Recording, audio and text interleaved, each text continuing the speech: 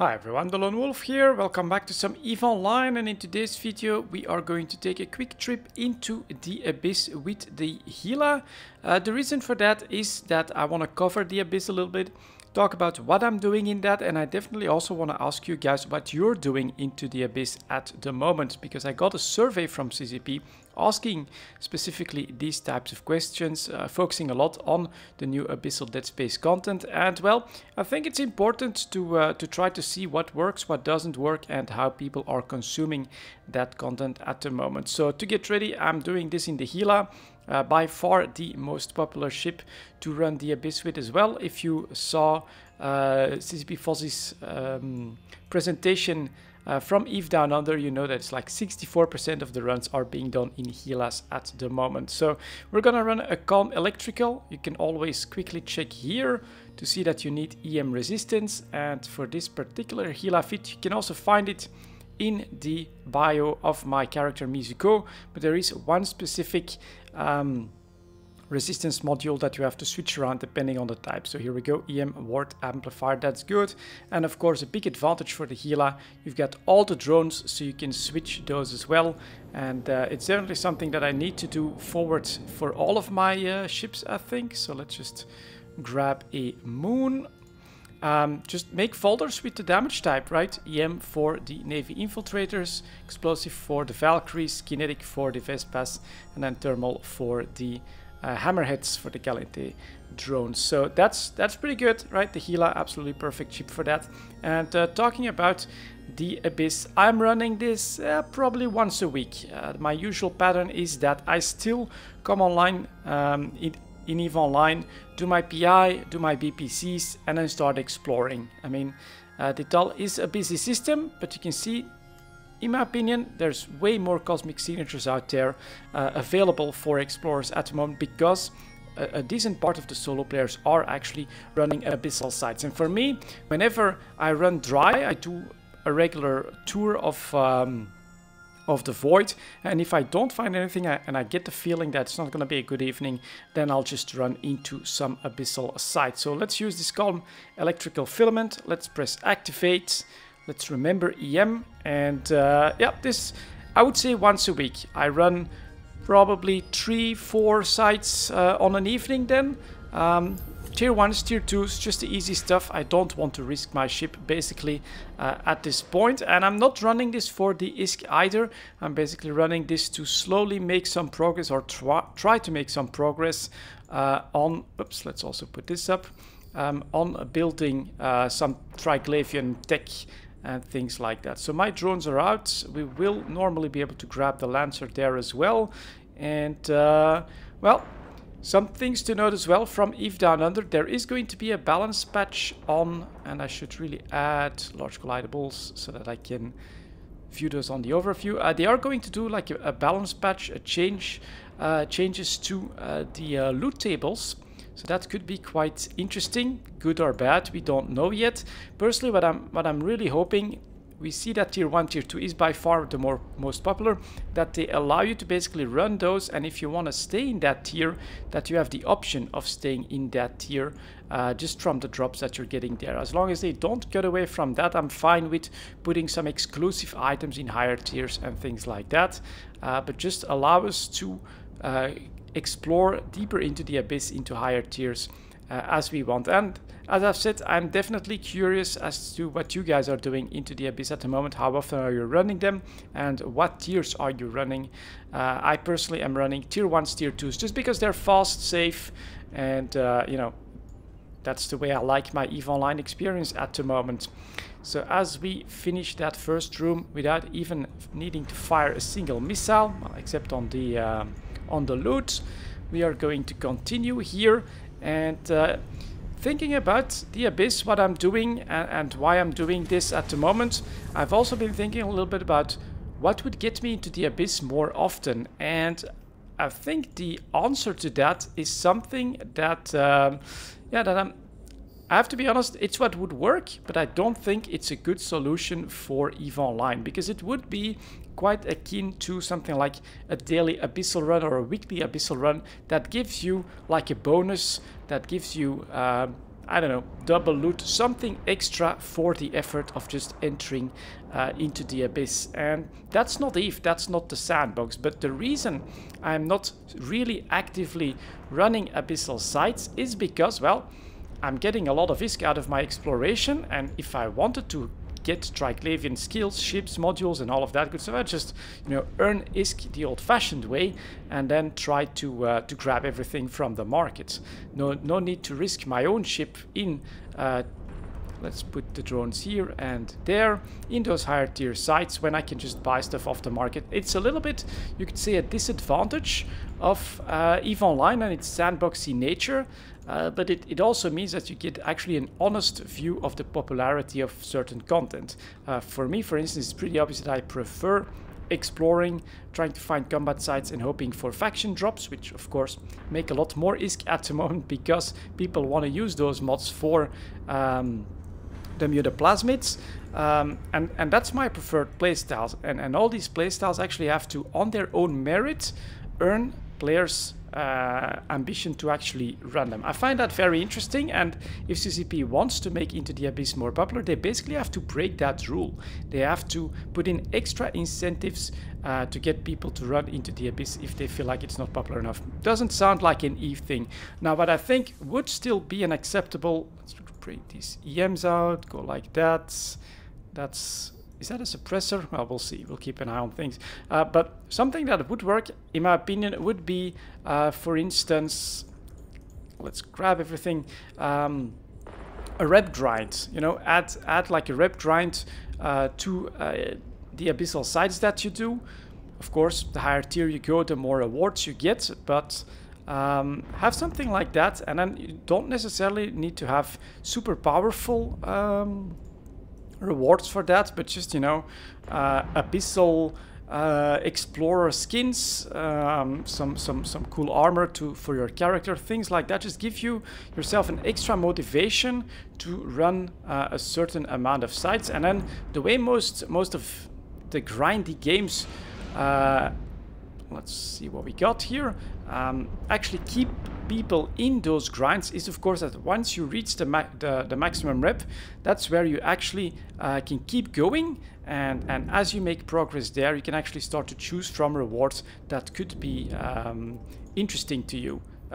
My ideas would be something like Abyssal specific boosters, right? 20-minute boosters that give you more damage resistance, more damage and things like that. Basically, by grinding in the Abyss, you can eventually earn yourself like a ticket for a free higher Abyssal site that you'll be able to run because you've got the boosters active from your rep grind. So that a sort of a rep grind reward system to add a reason to run these sites, I think would work and would be okay within the EVE Online universe. Something like you get double loot for your first Abyssal run of the day. I think it would work. It would get me into the Abyss, but it would not be EVE Online. So that's my opinion on, you know, trying to get more people into the Abyss. And here we are now dealing with a goddamn rogue drone battleship. Those guys are basically your DPS check, because they have so much HP that that's really you going up against the clock. Having to go up against several of those, if you don't have the DPS, you focus too much on tank, can be quite painful. But yeah, that was basically, you know, my analysis of Into the Abyss at the moment. I would say that I run these on a weekly basis, and then I have a quick session of half an hour to an hour, something like that. And it's mostly a complementary activity to my main activities in EVE Online, which at the moment I would put as exploration, a little bit of mining as well, and then just, you know, the regular daily stuff, PI, BPCs, things like that, keeping my facilities up and running. So as I've said, I'm really curious to know what you guys are doing Into the Abyss at the moment, and feel free to put all of that in the comments. Now, we'll do another one where we'll focus on actually running that site, maybe trying to do it a bit more effectively. So let's take a look at these two Abyssal filaments that we got. And so for my next one, the way I would go is I would drop my loot, then I would take a look at the filaments that I've got, and now I've got 2 exotic tier 1s. Did I see that? 3 exotic tier 1s. So we're going to grab one of these, put them in my ship. Then I take a look at the resistance type that we need for that one. It is kinetic. So I switch out my resistance module, put that one in the item hanger, go look for my other ones. They're all faction, which is EM, thermal, kinetic. There we go. That's what I need. Put that one in there. Remember to use my kinetic drones. And then, of course, also, since we do have kinetic missiles that are bonused for the Gila, we'll switch those out as well, rather than use the thermals. So, Scourge Fury Light missiles is kinetic damage. Perfect. Put them in there. Undock and get ready for that second run. The Gila is by far the most popular ship. It is by far the best ship for Into the Abyss, in my opinion, as well. I just choose a random moon, by the way, just so that I don't get stalked too much. Sometimes I go in that direction, sometimes in the other direction. I think it's random enough that you're not going to risk something like a gank on the outside. Just switch out moons, and I think that you will absolutely be fine. And the fact that the Gila is this popular, this powerful, for me, it puts at the back of my mind a little bit of a be careful, because it's putting itself on the radar for a nerf by CCP, I think. So there we go, landing. I always move a little bit. I've had a bug once where the filament didn't want to activate properly when I didn't move out of warp. So just go like that. Then we are jumping, and let's focus a little bit. And we're talking kinetic, so it's these drones, the Kaldari drones. Okay, let's see if we can do this quickly and efficiently. That's always the goal, of course. In we go. That's always exciting. Please don't crash. But that's never happened. I've never had like disconnects or anything like that. In the Abyss, there goes the Vespas are engaging. We are going to approach this, and we should really, of course, not forget to activate our modules right away. And then the bioadaptification is, of course, our goal as well. Missiles fly up to 31 kilometers, so you see 30. Fire off. And there is the Drifter battleship running away. It's a really annoying one. And, of course, having these super powerful drones be this quick is very helpful.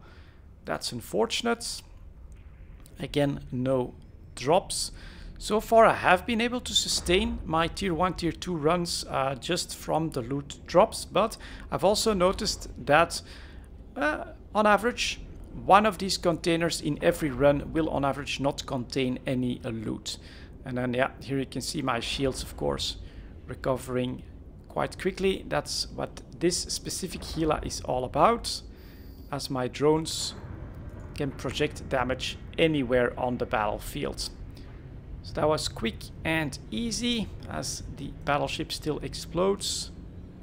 I'm going to wait for my drones to enter the drone bay, and then we can go into the next room. Something that I do find very handy: as you warp through the gate, you don't lose the activation of your modules. Very important, of course, then I think to go for cap stable fits. And there we go, here is the second one. So again, we'll approach this. Then we've got some loose escorts. So this time it's some sleeper drones. That's okay. We'll take you on. And just look at the backgrounds, though. Those do look absolutely amazing. Man, there's even a massive asteroid above us as well. That is something that CCP has done very well. And for my personal taste, yeah, I've said it a couple of times during EVE Talk as well, but the Tech 1 economy is not doing too hot. Man, a PvP Abyss with Tech 1 ships, that would be so cool. I think that could really be something that people could get into. Even myself. Know that you're risking the ship, but as long as we're not risking these super expensive faction ships and Tech 2 cruisers and things like that, but actually create a sink for that Tech 1 economy, I think that could be a real answer for a next development into the Abyss. And there we go, very fast second room, of course. We're only 3 minutes into this Abyssal run, and we are heading for the final room. Drones are in, This is a perfect one for the Gila, of course, because you also have kinetic bonus for the specific damage of your missile. So that just adds to it. And then again, it's just some sleepers, so this will make for a pretty easy sight. Let's send them out. Actually grab the cache here. Fire off the missiles to destroy that first. And then there you can see my drones just hitting for a ton. 1149 on armor. That is quite a lot. And then you can also even add that here. Blap shields. You know, tier 1, tier 2, they're just never even close to threatened on this passive Gila.